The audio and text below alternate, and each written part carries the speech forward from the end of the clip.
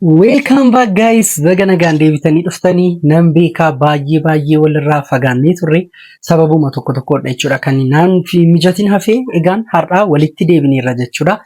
Mata dureen isaa akkuma isin jalqaba irratti yookiin immoo akkuma thumbnail irratti argitanii diabetes mellitus jedha jechuudha. So waa'ee diabetes mellitus gabaabamatti kan ilaallu ta'a jechuudha. Tole egaan akkuma jalqaba irratti isinitti himuuf yaalee har'aa waa'ee diabetes mellitus jechuudha kan nuti ilaallu.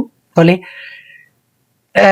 isa dura garuu what is diabetes mellitus brainstorming akkasiin qabdan shakku diabetes mellitus jechuun maal jechuudha yeroo baay'ee namoonni dhibee sukkaaraa qaban jedhu dhibee sukkaaraa jechuun dhuguma akka yaannu sukkaara jechuudha yookiin immoo dhibee sukkaaraa qaban sukkaararraa of eeggachuun qaba jedhu baqa nyaata sukkaara qabu yookiin immoo dhangala'aa garaagaraa sukkaara baay'ee qabuun fayyadaman dhuguma nyaata sukkaararraa bilisa ta'ee namni tokko jiraachuu hin danda'a jettanii yaaddu.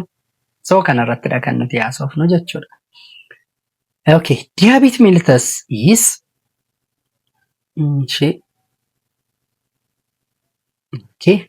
diabetes mellitus is a group of metabolic diseases, in which there are high blood sugar level over prolonged Bareeda. Ilaamas biratti qabadha.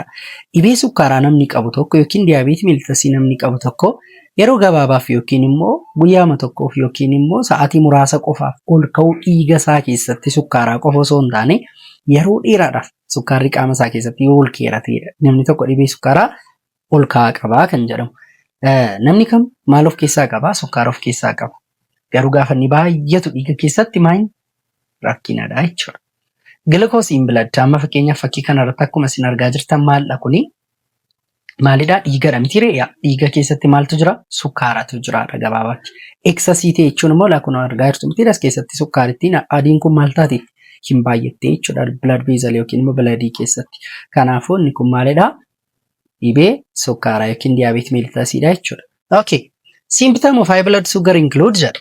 Mallattooleen dhibeen sukkaaraa gaafa nama keessatti baay'atu yookiin immoo namni tokko dhibee sukkaaraan gaafa inni qabamu mallattoota inni frequently mul'isa jennee yaadnu maalidha tokko urinationidha amma frequently urination kan jennudha amma finceessisaa kan biraan increased thirstidha amma maal godha hin dhoobessaa jechuudha amma dhoobessaa polydipsia kan jennu jechuudha akkasumas maalidha increased anger yookiin immoo polyphagia kan jennudha jechuudha kanaafuu kan isin dagachuu hin qabne PP afurtu jira.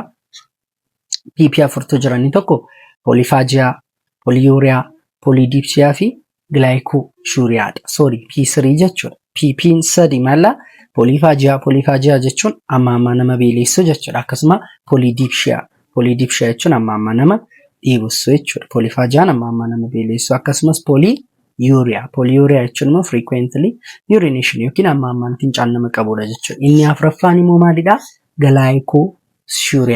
Glycosuria jechuun jechuudha high amount of glucose fincaan keessatti maal ta'u argamudha jechuudha. Kanaafuu inni kunis mallattoo isaadha jechuudha. Okay, insulin jechitti kana ilaalame takka insulin is hormone produced by pancreas which help glucose enter to produce energy gara seeliitti akka inni seenu godha jechuudha. Lack of insulin lead to hyperglycemia. Amma sirriitti akkasiin dhaggeeffattanii barbaada. Gabaabseen isin ibsa. Qaama keenya keessa orgaaniin ajaa'ibaa pancreas jedhamu tokko jira. Pancreasiin kun immoo alfaa qaba, beettaas qaba. Alfaan maalidha hojiinsaa? Glucagonii oomishuu yookiin immoo glucose store godhee liiveriin akka inni synthesized godhee baasu gochuudha. Beettaan immoo dhiiga keenya keessatti sukkaara akka hin baay'inne sukkaara nyaata keessaa argannu immediately maal gochuudha? Dhiiga keessaa gara seeliitti erguudha. Eenyutu? Insulinii. Kanaafuu insuliin jechuun gabaabamatti maal jechuudha? Taaksii jechuudha. Yookiin immoo konkolaataa deddeebisaa jechuudha. Bakka tokko fuudhee bakka tokkotti kan nama geessu, bakka tokko fuudhee bakka tokkotti kan nama geessu jechuudha. Transport gochuudha jechuudha insuliin. Kanaaf dhiiga keessatti sukkaarota jiran gara seeliittidha kan inni ergu, pirootiinii jiru gara seeliitti ergus ni danda'a jechuudha. Kana sirriitti akkasitiin qabadha. Okay, kanaafuu lack of insuliiniin kanaa jedha laamma dhaggeeffadhaa. Insuliiniin kun yoo dhibee yookiin pancreasiitu maal oomishanne amma insuliinii mitiire insuliinii kana yoo oomishuu dide pancreasiin kee dhiiga keessatti sukkaarri maal ta'a hin dabala. Kanaaf sukkaarri ofii isaatiin dhiiga keessa gareessaa dhaquu hin danda'udha. Gara seelii dhaquu hin danda'u. Sukkaarri gara seelii dhaquuf eenyuun barbaada? Natti himaa. Eenyuun barbaada? insulinii barbaada jechuudha. Kanaafuu insuliniin gadi bu'e jechuun yookiin insuliniin hin jiru jechuun yookiin insuliniin hin jiru sun immoo hojii hojjechaa hin jiru jechuun namni tokko sukkaarri isaa maal ta'a jechuudha. Garmalee ol ka'aa jechuudha. Excellent. If left untreated namni tokko gaan yoo yaalamuu dhiisee dhibee sukkaaraa ol ka'aa qabaate complicationii baay'eedha kan isatti dhufu. Complicationii baay'eetu isatti dhufa. Inni hangafaa DK kan jennu jira. Diabetic keto acidosis kan jennu jechuudha. Diabetic keto acidosisiin baay'ee hamaadha. Du'it kompensaatooriidha kan inni dhufu. Qaamni keenya beela'ee gaafa sukkaara gahaa dhabu yookiin immoo enerjii gahaa gaafa dhabu yookiin immoo kaarbonhaayidireetii gahaa gaafa dhabu ofiisaadhaan liivarii irraa maal gochuu jalqaba? Isa stoor godhee riliis gochuu jalqaba. Yeroo kanatti kan uumamudha jechuudha keto acidosis jechuudha. Kanaaf isa booddee ittiin deemna. Kan biraan deeziin iyyuu dhufuu danda'a laas biratte jechuudha. Serious long termiin immoo jiru yookiin immoo yeroo dheeraa booddee immoo baay'ee hamaa kan complication isaa hamaa maalidha? Tokko heart diseaseedha. Inni kan biraan strookii mataa isaa danda'ee fiduu danda'a. Kan biraan chronic kidney failure fiduu danda'a. Kan biraan foot ulcer illee itti fiduu danda'a. Inni kan biraan damage to the eye. Rakkoo jaaminaa yookiin rakkoo ijaayyuu fiduu hin danda'a jechuudha. Rakkoon kun kanaaf baay'ee hamaadha. Diabetes is due to either ilaama dhaggeeffadhaa ishee kana. Akkan sila afaan Oromoon isinitti himeera. Diabeetiin yookiin dhibeen sukkaaraa sababni isaas due to either pancreas not producing enough insulin or the cell of the body not responding properly to what? Insulin jechuudha. Kana lamaan keessaa tokkodha. Maal jechuudha? Pancreasitu yookiin insulinii gahaa oomishaa hin jiru yookiin pancreasiin insulinii oomishee kee insulinichi garuu maal seeliin resist gochaa jira yookiin immoo insulinichi hojii hojjechaa hin jiru jechuudha. Kanadha jechuudha sababni dhibeen sukkaaraa kana lamaan keessaa tokko ta'a. Kan biraan taayipoota garaagaraa gurguddaa sadiidha kan inni qabu. Type 1, Type 2, and gestational diabetes mellitus jennee dhibee sukkaaraa bakka gurguddaa sadiittidha kan nuti qoonnu. Type 1 diabetes mellitus jechuun absence of what? Insulin jechuudha. Guutummaatti pancreasiin maal ta'uu dideera? Oomishuu dideera yookiin insulinii hin jiru jechuudha. Type 1 kan jennu. Type 2 kan jennu garuu maal? Resistanceidha. Kana gaafa jennu maal jechuudha? Insuliniin jira. Garuu maal gochaa hin jiru? Hojii isaa hojjechaa hin jiru jechuudha. Kanaaf type 1 fi type 2 salphumatti akkasitti ilaallee dabarraa jechuudha. Inni itti aanu maalidha? Gestational diabetes mellitus inni sadaffaa. Inni kun immoo maal? Dhibee sukkaaraa yeroo ulfaa qofa maal ta'u? Dhufuudha jechuudha. Deebi'ee garuu maal kan ta'u? Kan badu yeroo ulfaa inni sababa hormoonii garaagaraadhaan deebi'ee kan badudha jechuudha. Kanaaf type 1, type 2, type gestational diabetes mellitus jechuun bakka sadiitti kan qoonnu jechuudha.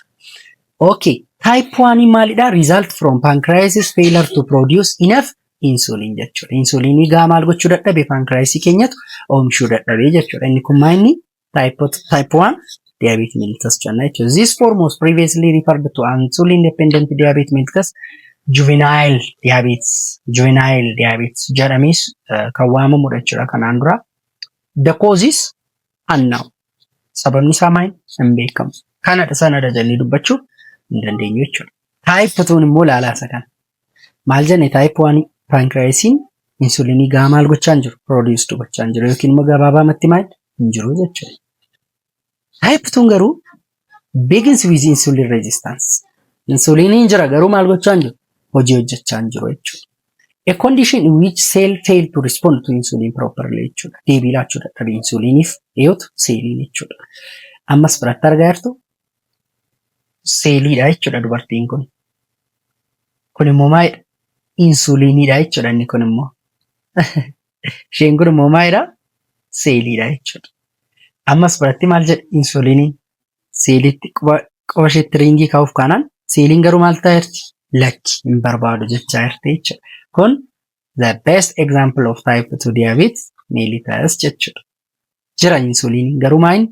Seeliitu deebii didaa jira jechuudha. Kanaafuu inni kunis baay'ee gaariidha jechuudha. The primary cause of excessive body weight and not enough exercise.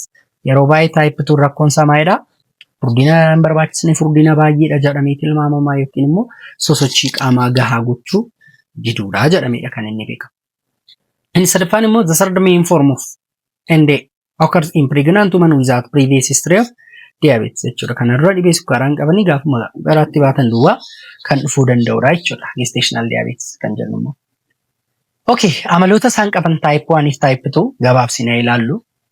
feature isaa gaafa laallu onseetii akkaataan jalqabu isaa type 1 sadalliidha. Tasumadha kan inni jalqabu. Type 2 garuu graduallyidha kan inni jalqabu suuta jechuudha. Age at onset gaafa laallu type 1 mind mostly in children kan jechuun mind hin dhaalamaa jechuudha. Congenitally ta'uu danda'a jechuudha. Hin dhaalamaa. Type 2 garuu mind mostly in adult namoota umriin isaanii ol deeme guddate irrattidha jechuudha. Yeroo baay'ee body size isaanii irratti gaafa nuufnu nama normaal irratti type 1 maal ta'uu danda'a dhufuu danda'a ijoollee irratti dhufuu danda'a inni irraa hin dhaalama gatiiteef. Type 2 garuu yeroo baay'ee namoota maal irrattidha? Obese namoota furdaa ta'an irratti. Keto acidosis yeroo baay'ee common kan ta'e type maal irrattidha? Type 1 irrattidha. Type 2 irratti garuu reeriidha jechuudha. Bakka kanan dubbistu. Type of diabetes akkuma nama siniin jedheedha. Kuno type 1 diabetes autoimmune destruction of beta cellidha. Beta celliin pancreas irraa maal ta'uudha? Hojii isaa seeraan hojjechuu dadhabuudha jechuudha. Hojiin isaa maalidha? Insulinii produced gochuudha. Type 2 garuu maalidha? Insulin resistanceidha jechuudha. Insulin resistanceidha. Insuliniin jira garuu maal gochaa hin jiru? Seeliin deebii nuu laachaa hin jiru jechuudha. Gestational diabetes garuu maal? Yeroo ulfaa kan argamudha jechuudha. Risk factoriin guutummaatti gaafa laallu tokko family history ta'uu danda'a. Obesity ta'uu danda'a. Physical inactivity sochii qaamaa gochuu dhiisuu. Unhealthy diet nyaata madaalawaa nyaachuu dhiisuu. Akkasumas immoo umriis ta'uu danda'a jechuudha. Umriin gaafa deemu type 1 immoo type 2 dha commonly. Umriin dullooma keessa yookiin umriin namaa gaafa 35 40 50 ta'u type isa kamtu beekamaadha. Type 1 immoo type 2. Type 2 dha jechuudha. Excellent. Type 1 yeroo baay'ee daa'ima irrattidha kan beekamu. Saayiniin isaa maalidha? Sansila siniin jedheela kunoo. Polyuriyaan qabaata. Amma ammaa fincaa'u. Polydipsiyaan qabaata. Amma ammaa hubassu. Polyphagiaan qabaata. Excessiveaan gara amma ammaa beelessu. Dadhabbii fi blood division qabaata. Gaaffiin isin gaafadha.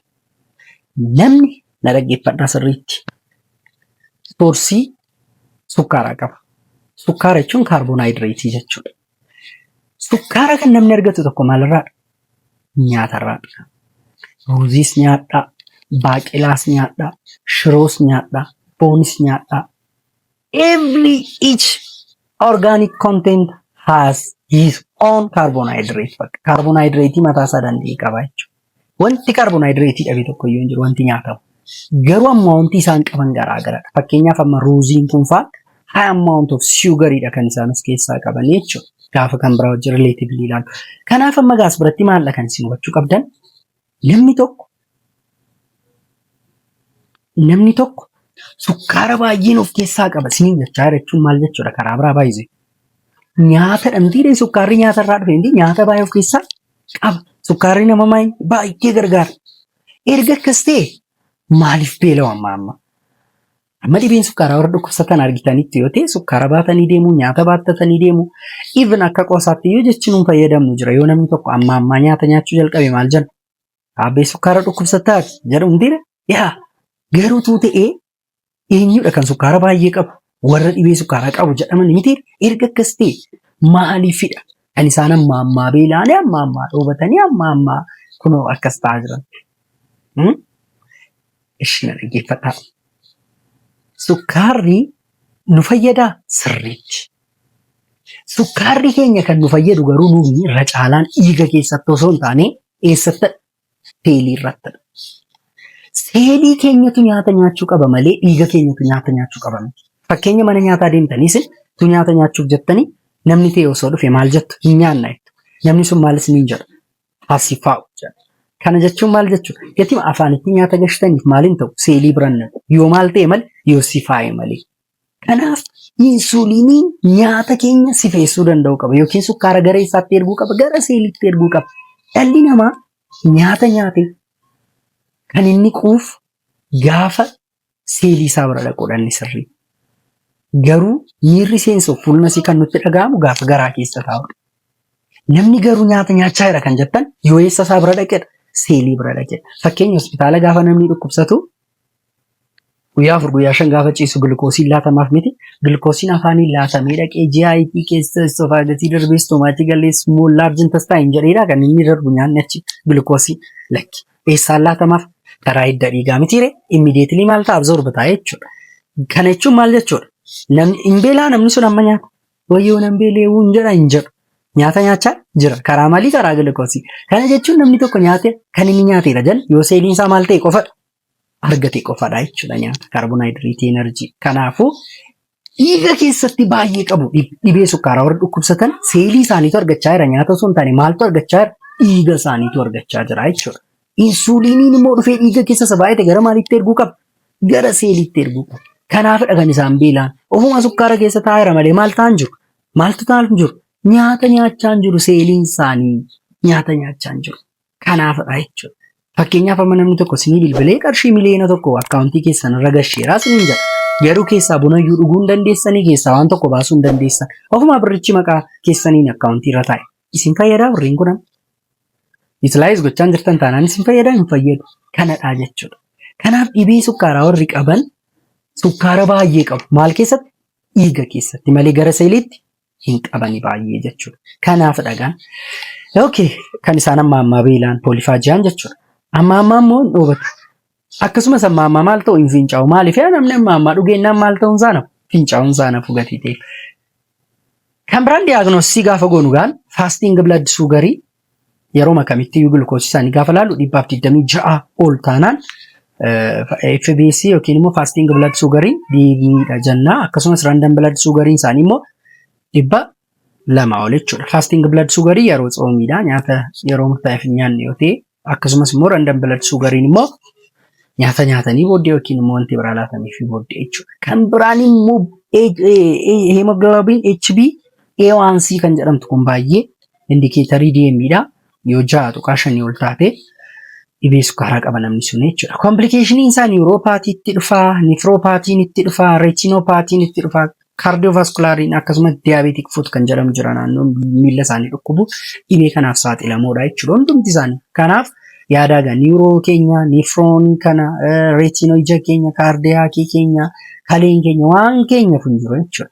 Kanaaf maanijimentii wanta kanaa maalidhaa? Dipendoon taayip jechuudha. Mitiire tokkoffaa health diet nyaata madaalawaa irratti hojjechuudha, regular exercise gochuudha, blood glucose monitor gochuudha, medicationidha, insulin therapyidha. Warra kanadha kan goonu jechuudha. Four type of insulin for type 1. Amma insulinii garaa jira. Mee ilaallu gaan. Ilaallu. Tokkoffaani rapid acting kan jennu jira. Short acting regular insulin kan jennu jira. Akkasumas intermediate kan jennu NPH kan jennu jira jechuudha. Inni kan biraan immoo long acting kan jennu jira jechuudha. Yeroo baay'ee maali dhagaan rapid acting fi long active tokkoffaa fi afuraffaa irratti kan barreeffame biyyoota guddatan keessattidha. Warreen akka Ameerikaa kana, Ingiliiz kana keessa, Jarman keessa, Speen keessa fi kan kana fakkaatan Neezerlaand bakka biyyoota guddatan keessatti kan fayyadamanii rapid acting insulinii fi long acting insulinii wal faanaadha kan isaan laatan. Biyya keenyatti garuu kan laannu maayin short acting kanaa fi intermediateedha beekamaan. Regular insulinii akkasumas NPH qoricha jedhamtu fayyadamna jechuudha. Regular insulinii fi NPH fayyadamna. Okay. Prevention itti osoo hin galiin dura wanta tokkoon isinitti himuu barbaadan dhaggeeffadhaa. Dhibee sukkaaraa namoonni qaban yeroo baay'ee argitanii beektu taanaan na dhaggeeffadhaa. Kan laatamuuf maalidha? Insuliinidha. Mitiiree type 1 faa taanaan type 2 immoo metforminii kan jedhamu laatamaaf yeroo baay'ee. Type 1 irratti fakkeenyaaf namni tokko insuliinii kan inni fudhatu ganama 2/3 galgala 1/3 kan isaan fudhatan insuliinii. Ganama 2/3 galgala 1/3 fudhatu. Maaliif galgala xiqqoo fudhatu? Sababni isaas namni galgala dhibee sukkaaraa qabu tokkos haa ta'u namni kam galgala sukkaara duukaa biizii miti yookiin nyaata duukaa biizii miti. Takkaa qofa raatii nyaatu sukkaara qabaachuu danda'a. Takkaa qofa shaayii dhuguu yookiin buna dhuguu isa booddee maal ta'a? Hirrafu sa'aatii dheeraadha. Kanaaf insuliiniin baay'ee isaaniin barbaachisu. Insuliiniin baay'een isaaniin barbaachisu. Garuu gaafa as deebinee ganamatti deebin irra caalaa isaa 2/3 fudhatu baay'ee isaa jechuudha. 2/3 jechuun baay'ee baay'eedha. Maaliif ganama baay'ee fudhatu? Guyyaa guutuu namni maali wajjin biizii gatii ta'e fedha? sukkaara duukaa. Maaliif sukkaarri maal keessatti argame? Nyaata keessatti argame. Namni guyyaa guutuu nyaachaa oola. Misaa, qursii, raatii, maksasii gadi baatanii namni buna sin affeeruu danda'a. Kana hunda wajjin biizii gatii ta'aniif siloo dhiiga keessa sukkaara baay'ee gatii qabaniif insuliinii baay'ee isaan barbaachisa. Maaliif? Karaa nyaataas maal gochaa irratti dabalaa jirra gatiitiif maal glukoosii. Yeroo kanatti glukoosii sana dafee maal gochuu qaba? Insuliin gara seeliitti erguu qaba. Kanaaf ganama 2/3 galgala 1/3 kan nu fayyadamnu. Yoo namni sun garuu guyyaa nama rafaa oolee galgala moojii mana mukaa fa'aa hojjechaa oolu yoo ta'e garuu yookiin akka faranjoonni yeroo baay'ee guyyaa rafaa oolanii galgala hojii hojjetu. Nama akkasiidha taanaan garuu wanti nuun goonu maalidhaa? Wal naannessina. Ganama 1/3 goonaa fi galgala 2/3 gochuu fi dandeenya jechuudha. Kanaafuu kana qabachuu qabdu. Lammaffaa irratti gaaffiin isin gaafadhuun qaba. Argitanii beektu? Namni dhibee sukkaaraa dhukkubsatu maalidha rakkoon isaa inni? Maal dhabuudha jenna? Insuliinii dhabuudha jenna. Mitiiree? Kanaaf namni tokko dhibee sukkaaraa qabda jedhamee qoricha inni fudhatu tokko maal jedhama? Reegulaar insuliiniidha. Mitiiree ijoo? Yaa kanaafuu amma gaana dhaggeeffadhaa gaaffiin isin gaafadhu kana. Namni tokko dhibee sukkaaraa qabaadhaa yaada. Magaalaa keessatti gaafa kufee argitan hundumtuu fiigaa dhaqee maal godha? Irra marsee ilaala. Isa booddee wayinii beekaanii dhibee sukkaaraa qaba mucaan kun jedhu. Akkasii dhashedhu. Achi dhaqanii sukkaara fidu. Yookiin nyaata fidu. Eessa isaatti godhu? Afaan isaatti godhu. Namni kun dhibee maalii qaba? Dhibee sukkaaraa. Nama dhibee sukkaaraa qabu sukkaaratti dabaluu osoo hin taane sukkaara dhiiga keessatti baay'ate gara eessaatti erguu qabna jennee sila gara seeliitti wanta erguu barbaada namni kun. Amma garuu kufee argitan nama kana. Allaannuuf maal? Sukkaara. Gaafa inni dammaqu nyaata. Maaliifidha kan nuun bakka inni kufetti insuliinii ilaallu? Dhibee sukkaaraa erga qabaachuu isaa barree akkamitti itti daballee sukkaara laachuu sirriidha inni fudhanne. Isinitti hime. The most one common complication of diabetes mellitus is hypoglycemia. Hypoglycemiaan side effect qoricha insuliinii jedhamudha. Insuliiniin kan inni fudhatamu nyaata dura daqiiqaa 20 yookiin daqiiqaa 30 dursinedha. Nyaata dura. Garuu biyya keenya keessatti hirribaa gaafa kaanu ciree nyaachuu keenyaaf shuurii miti namoonni baay'ee. Yookiin immoo qoricha keenya hin dagannu hin fudhannaa isa booddee maal taana? Sa'aatii 6 hirribarraa kaana. Qorichi sun immoo fudhatameera. Galgala isin fudhataa raatii malee buluu danda'a namni keenya. Yeroo kanatti maalidha qorichittiin kun immoo faayidaan ishee maalidha jenneera? Baasaalii osoo hin taane dhiiga keessa isa jiru osoo hin taane nyaata keessa sukkaara jiru immediately gara eessaatti erguudha? Gara seeliitti erguudha. Amma garuu namni kun nyaata fudhatu garuu qorichicha waraannatee jechuun maal ta'a? Dhiiga isaa keessa sukkaarri isheen xiqqoon jirtu sun maal taati? Maal taati? Inni jiru sukkaarri dhiiga isaa keessa maal ta'a? Gadi bu'a. Which is hypoglycemic ta'a jechuudha. Kanaaf namni tokko hypoglycemic ta'e jechuun immoo maaltu barbaachisaan? Maaltu barbaachisaan? Maaltu barbaachisaan guys? Sukkaara barbaachisaan. Maaliifaa sukkaarri isaa gadi bu'ee gati ta'eef sukkaara isaa ol kaasu yookiin nyaataa ta'uu danda'a yoo inni of bare yookiin immoo sukkaara xinnoo afaan isaatti gochuudhaan jechuudha. So kanadha jechuudha deebiinsaa. Akka hin daganne prevention maintain healthy weight, balanced diet, regular exercise, regular health check-up warra kana gochuu qabna jechuudha. Kanaafuu conclusioniin keenya diabetes mellitus is serious but manageable disease. Baay'ee hamaadha garuu maal gochuu hin dandeenya? Manage gochuu hin dandeenya jechuudha. Early diagnosis and treatment prevent complication. Kan nama jeesu maalidha? Dhibee sukkaaraarra. Complication isaadha. Nephropathy, retinopathy, cardiopathy jecha wal limitiire dhibeen isaa kan nama jeesu complication isaadha. DK develop gochuu danda'a. Kanaafuu kanadha jechuudha. So thank you so much. Kana fakkaata barnoonni keenya guyyaarraa itti fufnee immoo toopikii biraadhaan kan wal agarru ta'a jechuudha. Egaa barnoonni keenya guyyaarraa kana fakkaata jechuudha. Egaa wanta ta'e akka isinirraa barattan abdiin qaba. Subscribe gochuu, share gochuu hin dagatinaa. Thank you so much.